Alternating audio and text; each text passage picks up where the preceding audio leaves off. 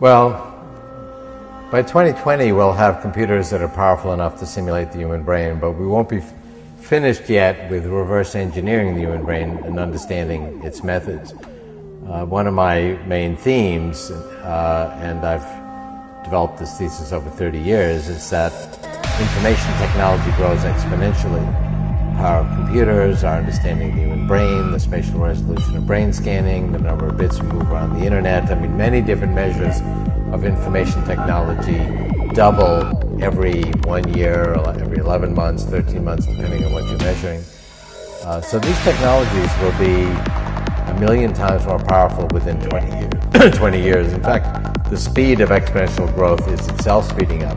So in 25 years, these technologies will be 1,000,000,000 times more powerful than they are today.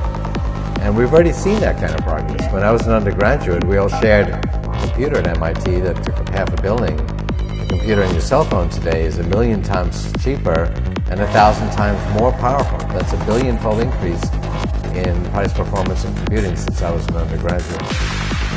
By 2029, and I've been quite consistent on this date, we will have completed the reverse engineering of the human brain. And we've already made very good progress on that. We've reverse engineered a number of different regions, like the cerebellum, which is responsible for our skill formation, and slices of the cerebral cortex where we do our recursive thinking, and the auditory cortex, the visual cortex, and so on. By 2029, we'll have reverse engineered and modeled and simulated all the regions of the brain, and that will provide us the software, algorithmic methods to simulate, all of the human brain's capabilities, including our emotional intelligence. And computers at that time will be far more powerful than the human brain. And we'll be able to create machines that really do have the subtlety and suppleness of human intelligence, and they'll combine that power with ways in which machines are already superior to us. They can harness all of human knowledge with a few keystrokes. They can remember billions of things accurately. They can share knowledge at electronic speeds that are 1,000,000 times faster than human language. So it'll be a very powerful combination. But the last point I'll make is that it's not some alien invasion of intelligent machines coming from Mars to invade us. It's coming from within our civilization, and the whole point of it is to extend our reach. Ever since we picked up a stick to reach a higher branch, we've used our tools to extend our reach. We can now already extend our reach mentally. I can take out a device from my pocket and access all of human knowledge in a few keystrokes.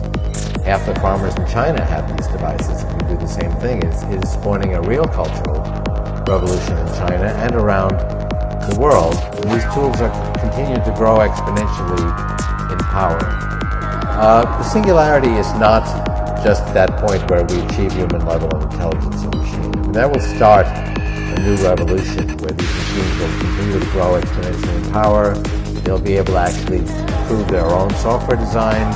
By 2045, we'll have expanded the intelligence of our human-machine civilization 1,000,000,000-fold. That will be singularity. We borrowed this metaphor from physics to talk about an event horizon. It's hard to see beyond. Well, it's not the case that I'm only looking at the optimistic side. I mean, I am an optimist, and I do think we've been helped more than we've been hurt by technology already. Human life expectancy was 37 in 1800, and human life is very hard, disaster-prone, labor-filled, disease-filled, and so on. But I've actually written extensively about the dangers of all this. Bill Joy's article on the cover of Wired magazine, Why the Future Doesn't Need Us, which talked about the grave dangers of genetics, nanotechnology, and robotics, came from my book. He says at the beginning of the article he got these ideas from my book, The Age of Spiritual Machines. And chapter 8 of The Singularity is Near Us is called The Deeply Intertwined Promise versus Peril of GNR, genetics, nanotechnology, and robotics. I'm working extensively with the Army to develop a rapid response system to deal with the possible abuse of biotechnology. So the same technologies that are empowering us to reprogram biology away from cancer and heart disease could also be used by a bioterrorist to reprogram a biological virus to be more deadly or more communicable. And the good news is we actually have the scientific tools to defend ourselves, just like we defend ourselves from software viruses with a rapid response system. And we need to put a system like that in place. But it's not It's not accurate to say that I'm only painting a rosy future and that I have a utopian vision. My vision is not utopian. The power of these technologies will grow exponentially. I believe that is inexorable. That has gone on for the last 110 years since the 1890 census. What we do with these technologies is not preordained. That future history has not been written. I am very concerned about the downsides. I've written extensively about them, and in fact I'm working on defending against them. I am optimistic that we will get more promise than peril, but they both exist.